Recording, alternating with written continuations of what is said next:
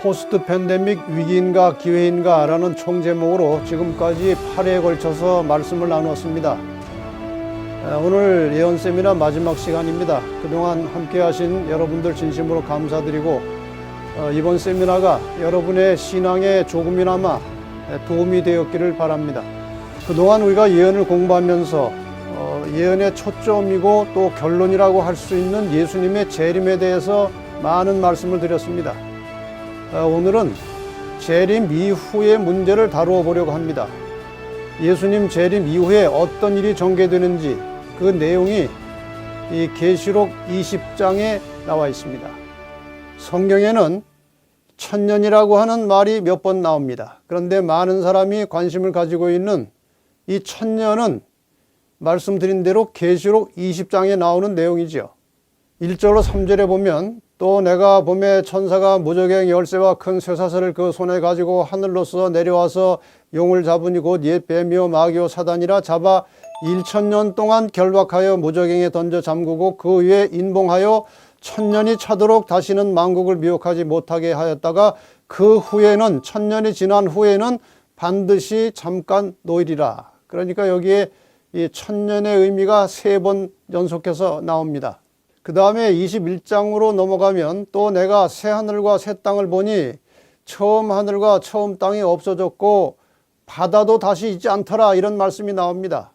20장에 천년이라는 내용이 나오고 21장에 새 하늘과 새 땅이라는 표현이 나오는 것을 보면 아마도 천년 기간이 끝난 후에 이 지구의 새로운 역사가 시작되는 것으로 생각합니다. 자, 그럼 이 천년은 과연 언제 시작되는가를 먼저 좀 살펴보겠습니다. 이 천년기에 대해서는 몇 가지 설이 있어요. 천년이 지난 후에 재림이 있다는 후천년설, 그리고 천년이 시작되기 전에 재림이 있다는 전천년설, 그리고 천년은 무의미한 숫자고 상징이라는 무천년설, 이렇게 3가지 설이 있습니다. 그런데 우리가 성경 말씀을 깊이 잘 살펴보면 이 천년기는 예수님의 재림과 함께 시작되는 것임을 알 수 있습니다. 예수께서 재림할 때 일어나는 여러 가지 사건들, 성경을 기초로 해서 좀 몇 가지 정리해 드리겠습니다. 첫째, 예수께서 재림하실 때 죽었던 의인들이 변화된 모습으로 부활해서 일어납니다. 그 다음에 두 번째, 살아있던 의인들이 홀연히 변화되어서 부활한 의인들과 함께 승천해서 공중에서 예수님을 만납니다. 세 번째, 구원받은 모든 성도들이 공중에서 주님을 만나서 아버지 집으로 하늘로 올라가도록 되어 있습니다. 그리고 살아있던 악인들은 모두 죽습니다. 이 지구상에서. 그리고 사탄은 이 사로잡힌 바 되어서 지구상에 홀로 남아서 천년을 지내게 됩니다. 이것이 재림 시에 일어나는 사건들이에요. 자, 그러면 이제 천년기에 관한 성경절을 다시 한번 자세히 살펴보겠습니다. 계시록 20장 1절로 3절. 또 내가 보매 천사가 무저갱 열쇠와 큰 쇠사슬을 그 손에 가지고 하늘로서 내려와서 용을 잡으니 곧 옛 뱀이요 마귀요 사탄이라. 자, 용이 잡혔다, 사탄이 잡혔다는 말이 무슨 뜻입니까? 예수께서 재림하심으로 이 세상의 모든 사람들은 죽든지 하늘로 갔든지 다 없어지고 지구상에 홀로 남아 있습니다. 이 상태를 잡혔다고 표현하는 것입니다. 얼마 동안? 1000년 동안 결박하여 무저갱에 던져 잠그고 그 위에 인봉하여 1000년이 차도록 다시는 만국을 미혹하지 못하게 하였다가, 그러니까 쇠사슬로 묶었다, 무저갱에 던져 잠갔다, 이런 것들은 하나의 상징적인 표현이고, 쉽게 말하면 아무도 없는 지구상에 홀로 갇히게 되었다, 그 말입니다. 얼마 동안? 1000년 동안 갇혀 있다가 1000년이 지난 다음에 잠깐 놓이겠다는 말은 무슨 할 일이 잠깐 생긴다, 그 말이죠. 자, 그래서 정리하면 예수 재림과 함께 사탄은 지구에 홀로 갇힌 상태에서 일단 1000년 기간을 보내게 된다는 것입니다.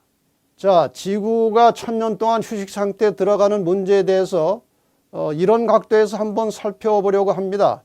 이 성경절들을 한번 잘 살펴보시기 바랍니다.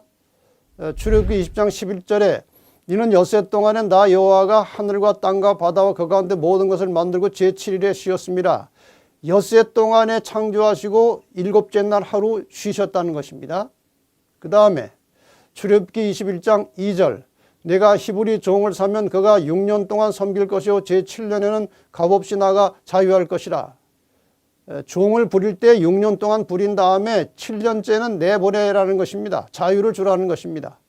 레위기 25장 3절과 4절에 너는 6년 동안 그 밭에 파종하여 6년 동안 그 포도원을 다스려 그 열매를 거둘 것이나 제7년에는 땅으로 쉬어 안식하게 할지니 여호와에 대한 안식이라. 땅도 6년 동안 농사 짓고 경작한 다음에 7년째 1년은 쉬게 하라는 것입니다. 자, 저 세 성경절의 공통점은 6대1입니다. 6일 하루, 6년 1년, 6년 1년 이렇게 6대1의 비율이 나옵니다. 우리가 성경을 잘 살펴보면 하나님께서 인간 나라를 다스리시는 이 6대1의 시간 원리가 어렴풋이 나타납니다. 다시 확인하겠습니다. 6일간 천지 창조하시고 7일째 하루 쉬셨습니다. 6대1입니다.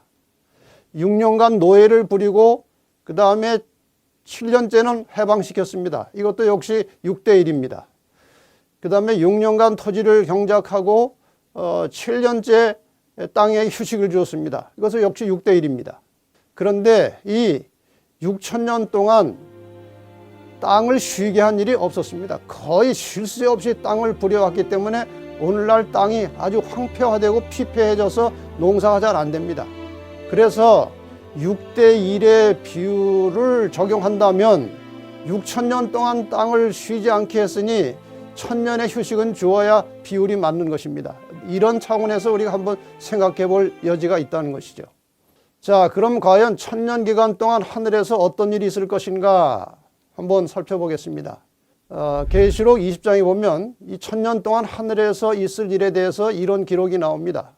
내가 보자들을 보니 거기 앉은 자들이 있어 심판하는 권세를 받았더라. 또 내가 보니 예수의 증거와 하나님의 말씀을 인하여 목배임을 받은 자의 영혼들과 저 내용은 죽었다가 부활해서 구원받은 사람들을 말하는 것입니다. 그 다음에 짐승과 그의 우상에게 경배하지도 아니하고 이마와 손에 표를 받지도 아니한 자들이 살아서 저 사람들은 살아서 구원받은 성도들을 말합니다. 그러니까 저 내용은 구원받은 성도들 전체가 살아서 그리스도로 더불어 1000년 동안 왕노릇 한다고 되어 있습니다. 이는 첫째 부활이라.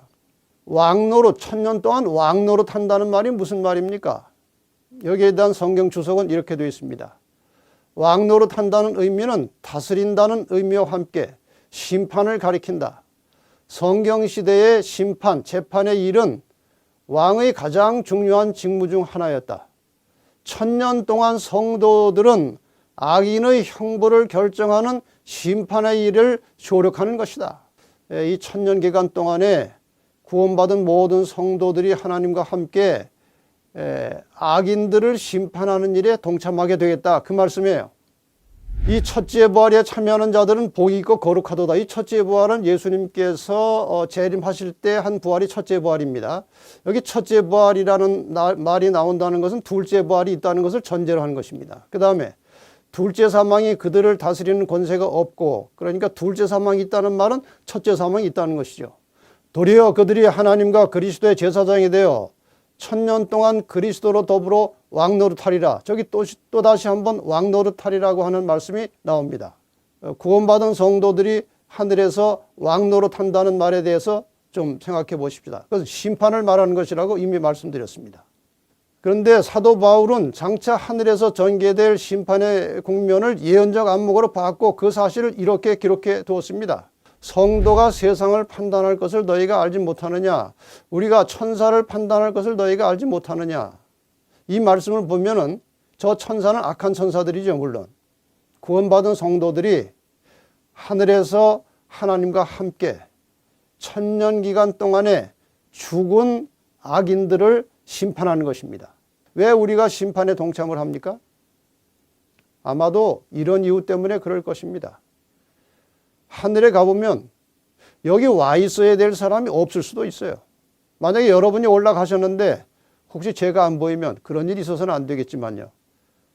이상할 겁니다. 왜 그 사람 그렇게 예언을 가지고 설교도 하고 돌아다니더니 숨어서 무슨 죄를 져서 못 왔을까? 그런 의문이 있을 수 있어요.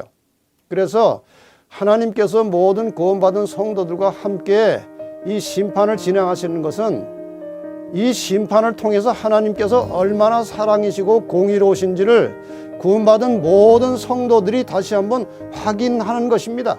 그래서 심판이 끝난 다음에 모든 성도들은 한결같이 하나님은 참으로 사랑이시고 공의로우시다고 하면서 하나님을 찬양하게 될 것입니다. 이런 의미에서 심판이 있다는 것이죠. 자, 이제 그 천년이 끝나고 나면 어떤 일이 벌어질까요? 스가랴 14장 4절과 5절에 보면 그날에 그의 발이 예루살렘 앞 곧 동편 감람산에 서실 것이요. 감람산은 그 한가운데가 동서로 갈라져 매우 큰 골짜기가 되어서 산 절반은 북으로 절반은 남으로 옮기고 그날에 그의 발이 예루살렘 앞 곧 동편 감람산에 서실 것이요 할 때 그의 발은 예수님의 발을 말하는 것입니다. 그런데 재림할 때는 발이 땅에 닿지 않았어요. 근데 저게 발이 땅에 닿는 장면입니다. 어떤 일이 벌어진 것입니까? 나의 하나님 여호와께서 임하실 것이요 모든 거룩한 자가 주와 함께 하리라. 하늘의 모든 가족들과 구원받은 성도들이 다 이 지상으로 내려온 것입니다. 놀라운 역사가 이루어진 것입니다. 하늘의 새 예루살렘 성도 내려온다고 되어 있습니다. 계시록 21장 2절에 보면 또 내가 보매 거룩한 성 새 예루살렘이 하나님께로부터 하늘에서 내려오니 그 예비한 것이 신부가 남편을 위하여 단장한 것 같더라. 여러분, 예수님께서 이 지상을 떠나서 하늘에 가실 때 내가 너희를 위하여 있을 곳을 예비하러 간다고 말씀하셨어요. 그 있을 곳이 바로 하늘의 새 예루살렘 도성입니다. 그 예루살렘 도성이 이 지상으로 내려오게 되어 있습니다. 하늘의 모든 가족들과 새 예루살렘 성이 이 지상으로 내려온 후에 어떤 일이 일어날까요? 요한복음 5장 29절에 보면은 선한 일을 행한 자는 생명의 부활로 악한 일을 행한 자는 심판의 부활로 나오리라고 말씀하십니다. 예수님께서 재림하실 때 성도들의 생명의 부활이 있었습니다. 악한 자들의 심판의 부활은 천년기가 지난 후에 이루어지는 것입니다. 드디어 마침내 악인들이 부활하고 그 부활한 악인들을 모아서 사탄이 하나님의 나라에 도전하는 장면이 나옵니다. 계시록 20장 7절과 8절에 천년이 참에 사단이 그 옥에서 놓여 나와서, 그러니까 이 지구상에서 갇혀서 아무것도 할 일이 없었던 상태인데 그 옥에서 놓여 나와서 땅의 사방 백성 곧 곡과 마곡을 미혹하고 모아 싸움을 붙이니 그 수가 바닷모래 같으리라.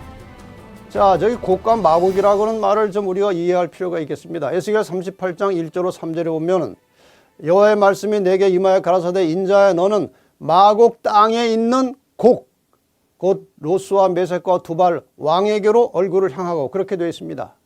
마곡은 땅 지명 이름이에요. 지명이에요. 그래서 이스라엘 그 북쪽에 위치한 그 지역을 마곡이라고 불렀고 그 지역에서 일어나고 있는 왕들을 곡이라고 불렀습니다.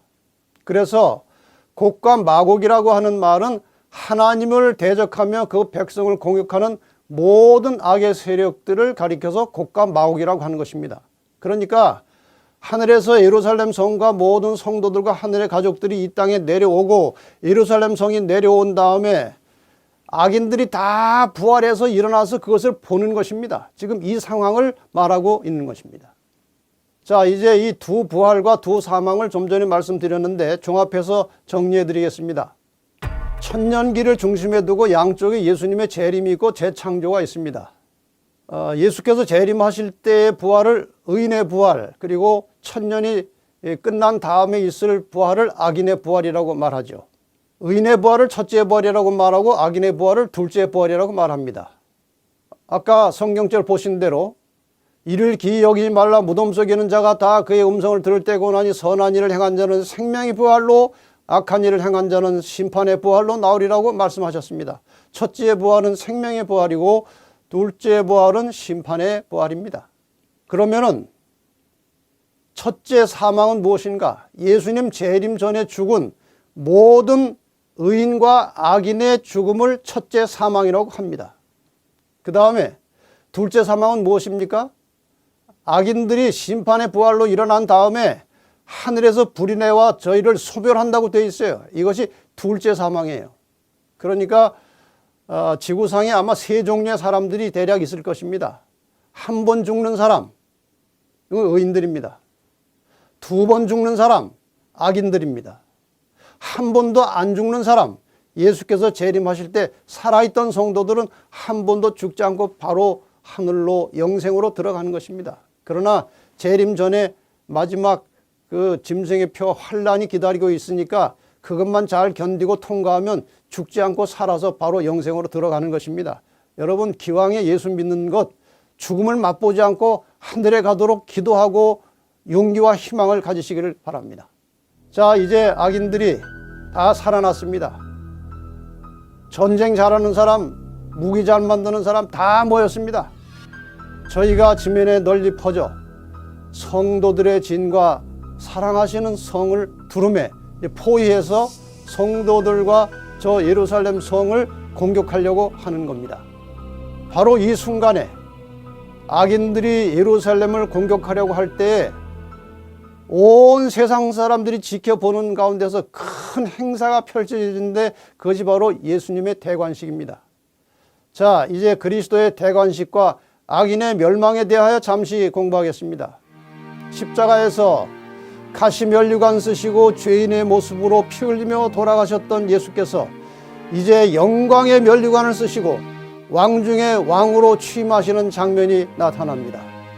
이제 그리스도께서는 원수들 앞에 다시 나타나신다. 그 성보다, 예루살렘 성보다 훨씬 높은 곳, 찬란한 황금 기초 위에 높이 들린 보좌가 있다. 그 보좌에 하나님의 아들이 좌정하시고 그분의 나라의 백성들이 그 주위를 둘러싼다. 그리스도의 권능과 위엄은 우리의 말로 표현할 수 없고 붓으로 묘사할 수 없다. 영원한 아버지의 영광이 그분의 아들을 둘러싼다. 여러분, 이 장면을 잘 상상해 보시기 바랍니다. 너무나 엄숙하고 너무나 영광스러운 장면이 펼쳐지는 것입니다. 그런데 이 사실을 잘 생각해 보시기 바랍니다. 하나님의 아들의 마지막 대관식은 하늘과 땅의 모든 거민이 모인 가운데서 행해진다.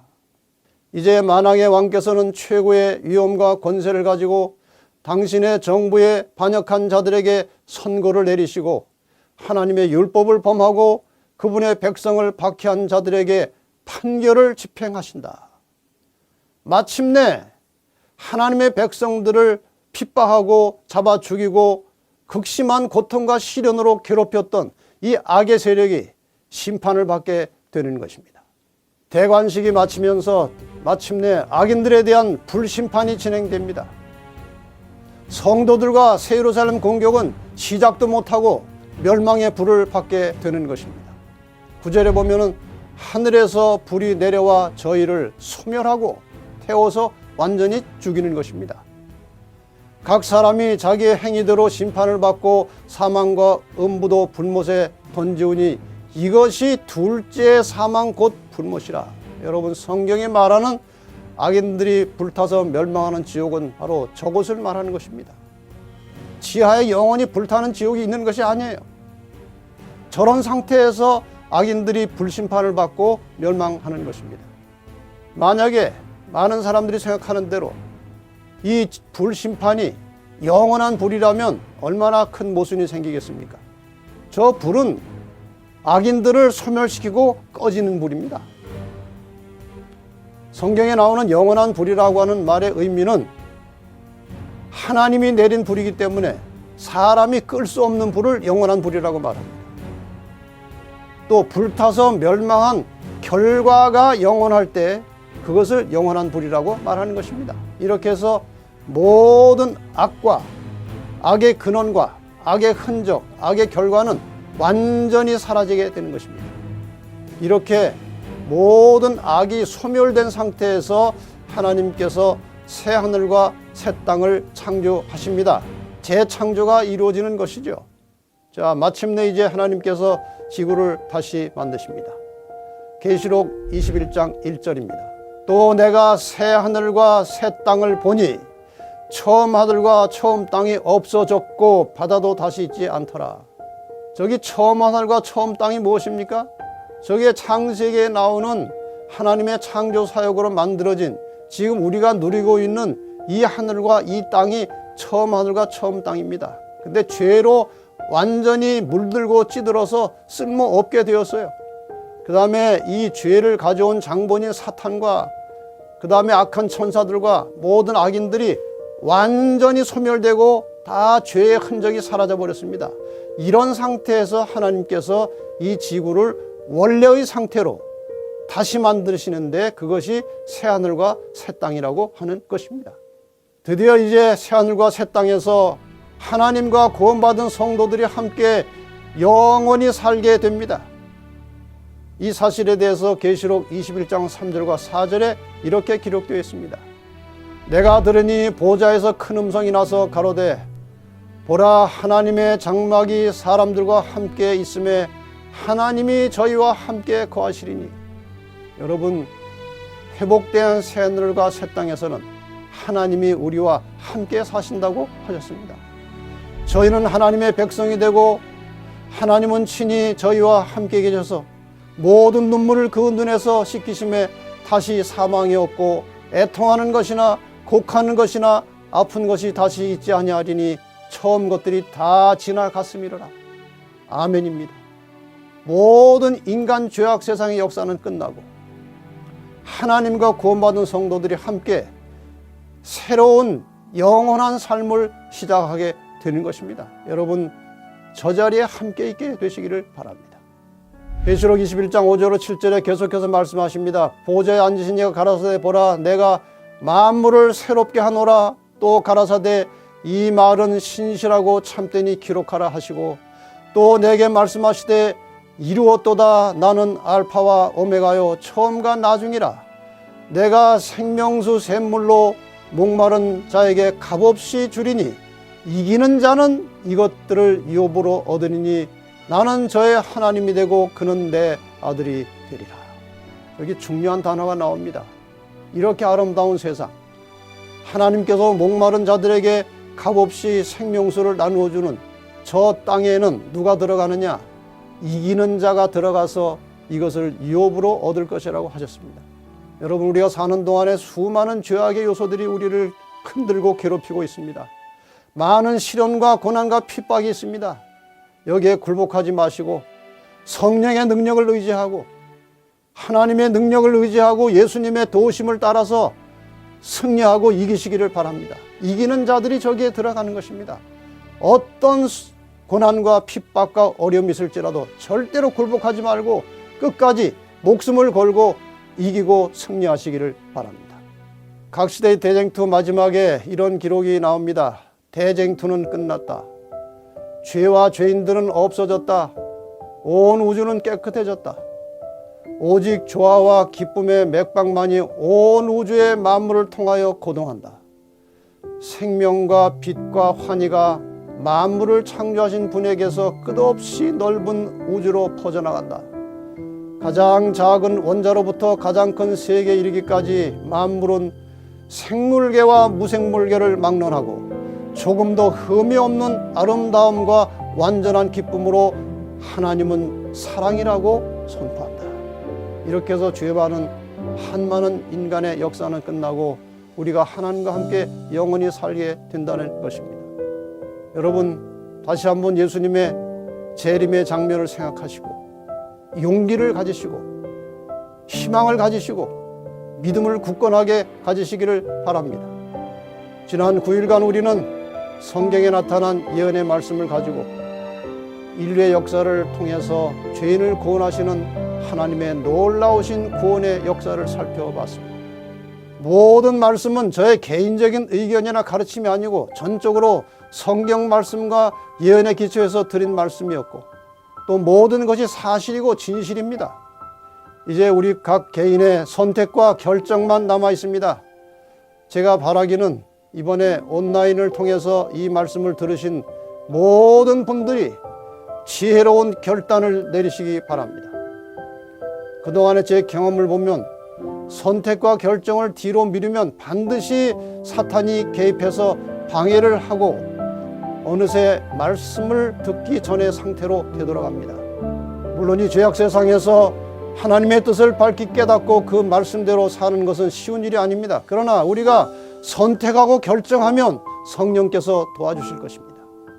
주님께 대한 믿음을 가지고 그분의 계명을 지키는 성도들을 데리러 주님께서 곧 오실 것입니다. 그때 함께 만나서, 여러분과 제가 함께 만나서 영원한 생명에 들어가시게 되기를 간절히 바랍니다. 마지막으로 예수님의 재림의 날을 생각하면서 이 마지막 찬양을 들으시고 제가 기도하고 마치겠습니다.